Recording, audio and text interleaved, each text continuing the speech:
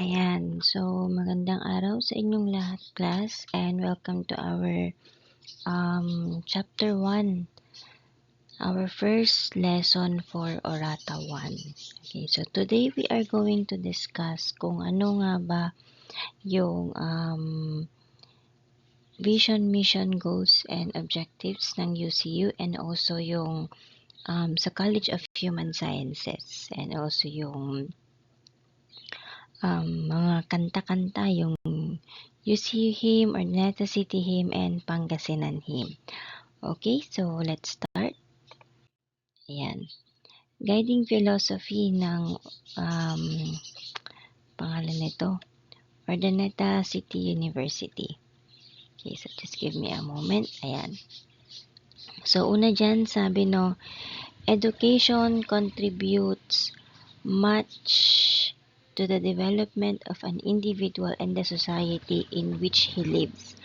Ibig sabihin, ang edukasyon, hindi lang siya basta-basta nakakapag-improve ng knowledge ng isang tao. Hindi lang knowledge, hindi lang skills.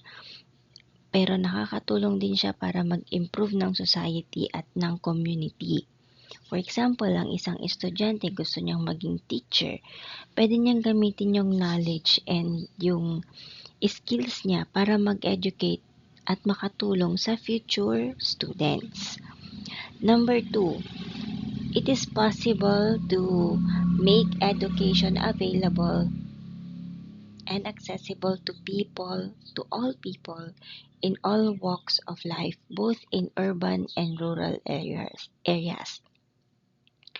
Ang sinasabi lang dyan, lahat dapat merong opportunity na makapag-aral, whether nakatira sila sa syudad or sa rural areas.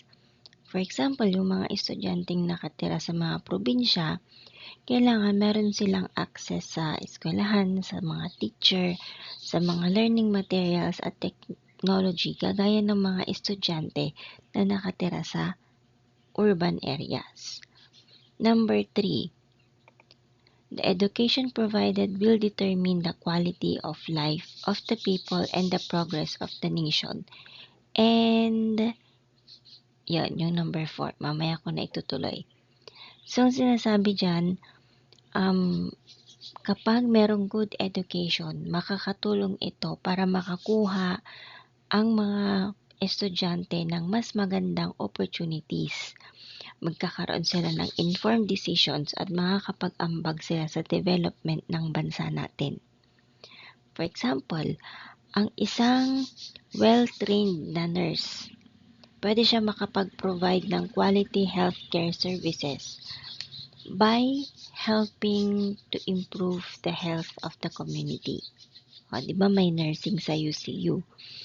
Another example is, kapag na-train naman ng mabuti ang isang estudyanteng teacher sa UCU, tapos naging LPT siya, pwede siya makapagbigay ng quality teaching or quality education para makapag-improve naman ng edukasyon sa community at sa ating bansa.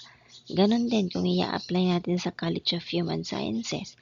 If we have well-trained psychometricians, psychologists, and social workers, we can provide quality mental health services. And also, we can help improve the mental health of the community. Okay. Number 4, the institution shall provide such kind of education and development which are congruent to the national development goals. Ang sinasabi lang dyan, ang mga eskwelahan dapat magbigay sila ng knowledge and skills na pwedeng makatulong para i-address yung pangangailangan at goals ng ating bansa. Kung ang bansa natin kailangan ng skilled healthcare workers and ang mga educational institutions kailangan tumulong sila para makapag-train sila ng competent na mga professionals. Yan. So, ang edukasyon, nakakapag-develop sila ng mga tao and kailangan available ito sa lahat. para makapag-improve tayo ng quality of life na makakatulong sa pag-progress ng ating bansa. Okay. Ayan. So, next we have yung vision naman ng UCU. So, when we say vision, a leading university that transforms individuals into morally upright and globally competitive professionals through quality and practical education for all. So, sinasabi dyan, ang gusto ng university, maging top university tayo na nagde-develop ng mga estudyante na magkaroon ng ethical, skilled, and globally competitive na mga professionals sa pamamagitan ng pagbibigay ng quality and practical education na accessible sa lahat. Example, ang isang estudyante, hindi lang yan siya natututo sa, wait lang, ayan, sorry sa interruption, no. Ayun, nasaan na tayo kanina? Yan, ang gusto ni UCU ay kunwari yung estudyante, ayaw ng UCU na matuto lang siya ng mga theories sa school, pero gusto niya makapag-develop din siya ng mga estudyante ng professional skills, may good values, and most of all, meron siyang practical experience na pwede niyang magamit sa workplace. Hindi lang sa Pilipinas, pati rin abroad. Ayan. Sunod naman yung ating mission. Ayan. So, sabi diyan, to provide exemplary outcome-based and advanced instructions, socially relevant and innovative research, and inclusive extension services, partnerships, and or linkages. Ang sinasabi diyan, ang university, ang gusto niya makapagbigay siya ng excellent teaching, ng useful research, and community services habang nakikipag-collab siya sa iba't ibang organizations and communities. Ayan. Next naman, we have the goals ng UCU. So, sinasabi naman sa goals class, yan. Sa instruction, no, instill formation of knowledge, abilities, skills, and attitudes necessary to make an individual a responsible member of the society, enhance the development of instruction to produce high-level professionals, and harness the productive capacity of the country's human resource based towards international competitiveness. So, ang sinasabi dyan, ang university, ang gusto niya, bigyan yung mga estudyante niya ng knowledge, skills, abilities, and good attitudes na kailangan nila para maging responsible members ng society and competent professionals. Gusto din ng UCU na ma-develop yung mga estudyante na makipag-compete internationally. Yan. Sa research naman, mold individuals who will conduct scientific, innovative, and advanced researches in the quest for new knowledge, provide leadership in various fields, toward dynamic and self-sustaining economy, and enrich historical and cultural heritage. So, ang university, ini-encourage niya ang mga estudyante niya and ang mga teachers or instructors niya na mag-conduct ng scientific and innovative and advanced research para makapag-discover ng mga bagong knowledge and makatulong na bigay ng solusyon sa problema sa ating society. Ang research kasi class, nakakatulong yan para ma-improve ang ating ekonomiya, yung history natin, and most of all, yung kultura ng ating bansa. Community services naman, undertake participatory and inclusive extension services which are relevant, and responsive, accessible, and equitable through efficient and effective community development programs and broaden symbiotic partnerships and linkages to establish intergenerational responsibility for the common good. So, ang university, ang goal niya ay matulungan ang community sa pamamagitan ng programs and services na inclusive, accessible and patas at responsive sa pangangailangan ng mga tao. It also builds partnerships sa mga communities and organizations para ma-promote yung common good.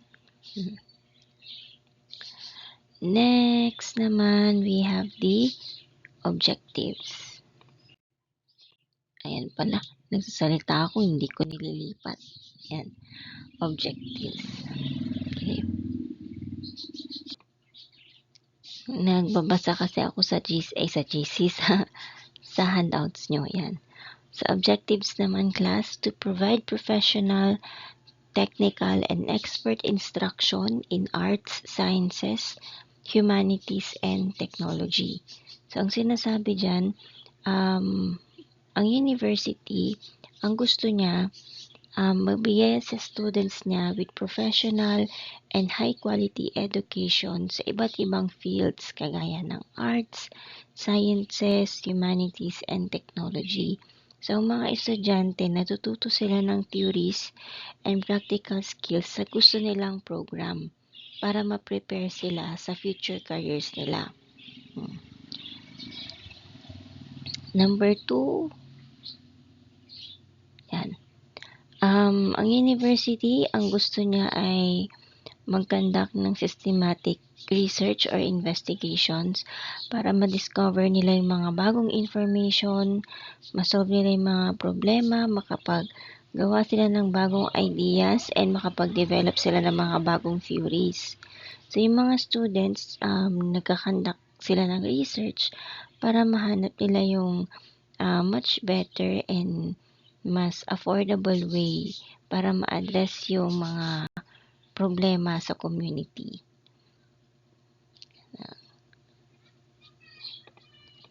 Next, we have to establish sustainable livelihood projects that will uplift the quality of life of the members of the community and to expand transnational collaborations that will have socio-economic benefits to the present and future generations. So, ang sinasabi lang dyan, ang university, ang gusto niya, gumawa ng sustainable projects na pwedeng mag-improve ng quality of life ng mga tao.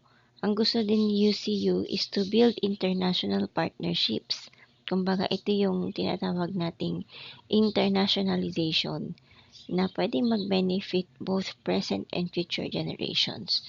So, ang university, tinutulungan niya ang community na magsimula ng maliliit na livelihood projects kagaya ng food production, skills training, para yung mga residente, meron silang income and magkaroon sila ng self-sufficiency, ganyan. Okay, so let's proceed with the College of Human Sciences. Yan. So, meron din tayong VMGO. Ayan. So, our vision is to produce globally competitive professionals in the field of human sciences geared at promoting empowerment and self-reliance to individuals, groups, and communities with respect for human dignity. So, ang sinasabi lang dyan, no, ang College of Human Sciences or CHUMS, ang gusto niya ay maka-develop tayo ng skilled and globally competitive professionals na pwedeng makatulong sa individuals, sa mga grupo and communities para maging independent and stronger habang trinatrato natin lahat with respect and dignity. For example, lang isang psychology or social work graduate, tumutulong siya sa community para makapag-develop ng mga programs na pwede makapag-improve ng well-being ng isang tao habang nirerespeto niya ang karapatan, ang choices, and differences ng isang tao. Next naman, we have the mission to provide inclusive, quality education for helping professionals equipped with necessary knowledge, values, and skills through multidisciplinary collaboration in instruction, research, extension, and production. So, ang sinasabi lang dyan, ang CHUMS, nagbibigay siya ng quality and inclusive education na pwede makadevelop sa mga students ng knowledge nila, ng values and skills para maging effective helping professionals sila. Gumagamit din ang college natin ng instruction, research and community extension and practical activities together with other fields or professions. Yan. Next, we have yung goals naman ng CHUMS. Number 1 is to create strong foundation in understanding human behavior and social environment in various contexts. Sorry, hindi ko naayos yung numbering, no? Yan. So, sa number 1, ang sinasabi lang dyan, ang mga estudyante ng College of Human Sciences, regardless kung psychology yan or social work, dapat makadevelop sila ng strong understanding na kung paano mag-isip ang tao, paano makaramdam, paano mag-behave, and how their family, yung culture, yung community, and environment ay pwedeng makaapekto sa kanila. So, in short, they should understand people and their environment. Number 2,